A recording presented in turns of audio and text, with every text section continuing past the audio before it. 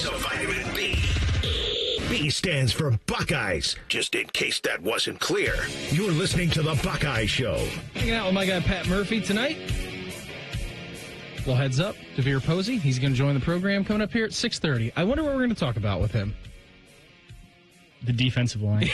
Yeah, we're going to go through all defensive line talk. Yeah, he's an expert. Yeah, he's well-rounded. Yeah. Well-rounded athlete. We should really, because we were sitting there a few weeks ago at Yogi's watching Canadian football. Which we are not there tonight. We are not. There was a scheduling mishap, so we are back in the friendly confines of the studio. I apologize. We still have Coors Lights in front of us. We do. I apologize to all the people that I invited that either showed up and were not there. You can still go there. It's a bar. They're open. Yeah, it just, if you went there to see our beautiful faces, you're probably a little disappointed. Or it actually made it better. Your beautiful face. Let's not use the term "our" so leniently. Pat, I was listening to James Laurinaitis talking yesterday, and always get a good chance to listen to James, and having worked with him before here at this radio station, and just getting to know him and just kind of the super path that he is on. You think about this. I mean, he's only been a coach in college football for 4 seasons. Right. Isn't that hard to believe? I mean, spent the 1 year as a GA with Marcus over at Notre Dame, and then came over here as a GA, spent 1 year in the linebacker room where he was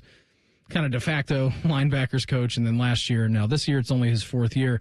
But here was what he had to say about Arvell Reese. And I don't know if there's any player with more hypes or, I mean, obviously Jeremiah Smith has a lot of hype surrounding him. Sure. But a player who, you look as a breakout candidate. Mm-hmm. And I think we've moved well on from that with Arvell Reese. I think he kind of broke out last year with that picture-perfect hit against the wide receiver from Nebraska, the targeting, non-targeting, which kind of lit the shoe on fire, which I think helped Ohio State to a victory. It did. That day. But here's what James had to say about Arvell Reese's growth. He's playing so fast right now. I think, when he was young, trying to teach him just the scheme and everything about college football, it was a lot. It was overwhelming. You had to kind of pare it down.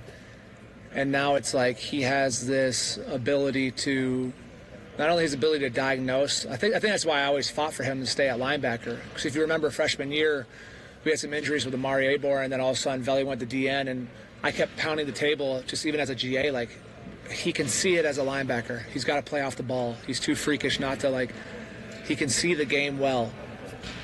And I'm like, if we keep putting him on the edge, then you lose that vision of seeing the game in the middle of the field. You see it all from, this way.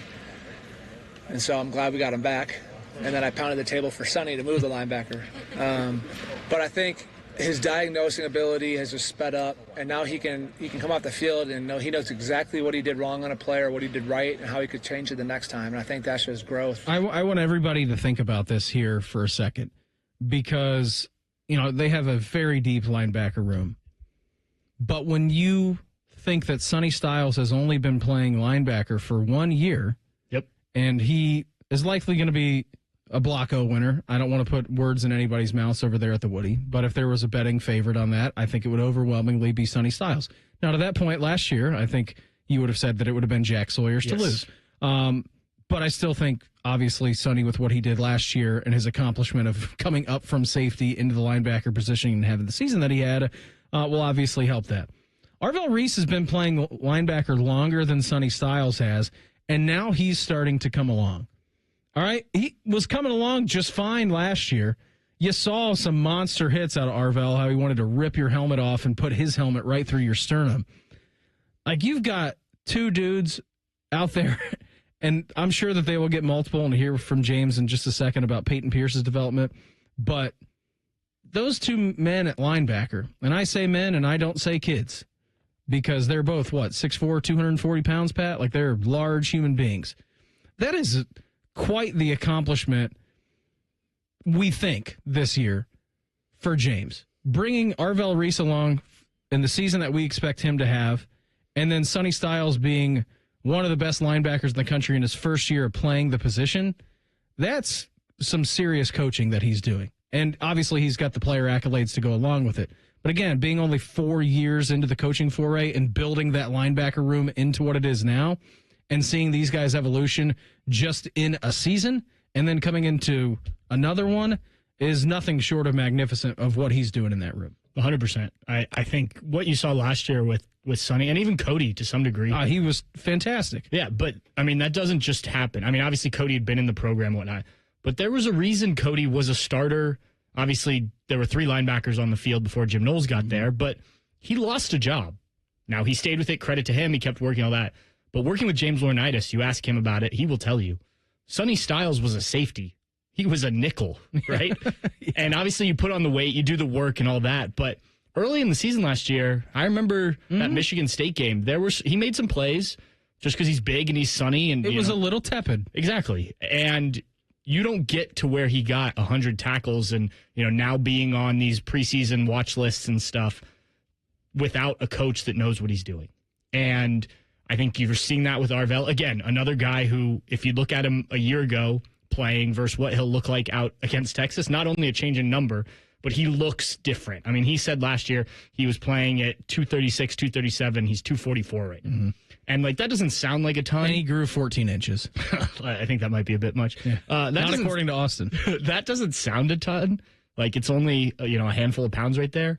You and I can add that on just by eating wrong the last I already few have days. In the last 25 minutes. But he's put on the right weight, and that's important. He looks different. Pat, that picture where Riley Pettijohn is getting his black stripe removed, I'm just looking at Sonny and Arvell Reese if I'm a running back, quarterback, receiver thinking about coming over the middle, that's the last place on the football field that I would want to be being headhunted by these individuals. Yeah, and that's what we were saying earlier. Obviously you want your defensive tackles to be really good and help stop the run and all that stuff.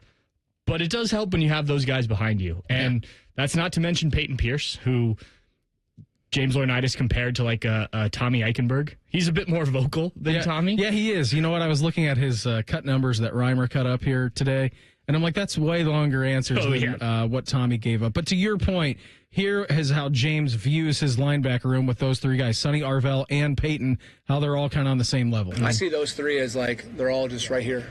Sonny, Arvell, and Payton are all right here. So I think having those 3 to be able to throw in them at any given time to keep everybody fresh as the game goes on.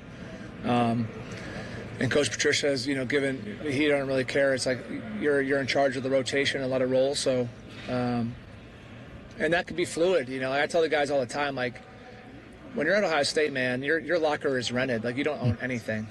It's rented. These numbers are rented. Outside of the GOATs who are players, Heisman's and Bill, those numbers are all rented. There's always going to be a number 33. There's always going to be another, 20. So same thing with you can go out in the field with Arvell and Sonny, and next thing you know, if the week of practice doesn't show focus and dedication and improvement, then it could be Payton and whoever. It's all fluid. That is not concrete. I said the depth chart's never concrete. It's always moving. So it's all about their play and practice. That's just tells you a little bit of the high wire act. As much as we're talking about Arvell Reese and Sonny Styles and how everybody is expecting them to have massive seasons coming up here, that Payton Pierce is right there. And if you have a bad week of practice or a bad game, there is no issue with throwing Payton Pierce into the ball game. And I'm sure that we'll see multiple sets from Matt Patricia this year that will have all 3 of those guys on the field at the same time. Yeah, I mean, you're going to go play Wisconsin, who is sort of kind of getting back to some of what I hope made Wisconsin. At least that's what it looks like. So you could see it in that. And there will be times for sure. I mean, you think about those goal line packages, like we talked about what Caden McDonald did in there.